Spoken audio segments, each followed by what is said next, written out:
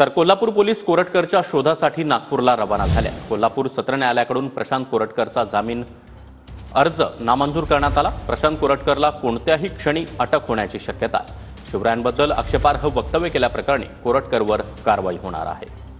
या संदर्भात अधिक माहिती देण्यासाठी आमचे प्रतिनिधी भूषण पाटील आपल्यासोबत आहेत। भूषण, कोल्हापूर पोलीस आता कोरटकरच्या शोधासाठी नागपूरला रवाना झाले आहेत।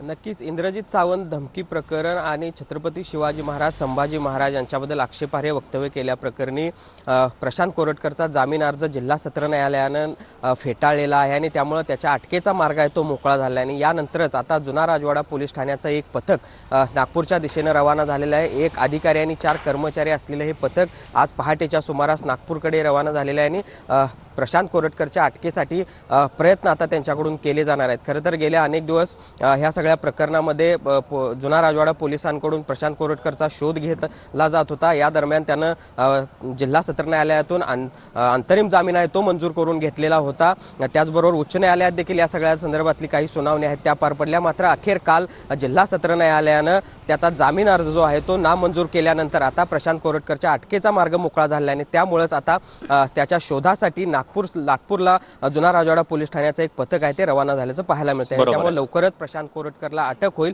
असं देखील सांगितलं जात आहे। नक्कीच त्यामुळे कोल्हापूर पोलिसांच्या कारवाईकडे लक्ष असणार आहे। धन्यवाद या माहितीसाठी।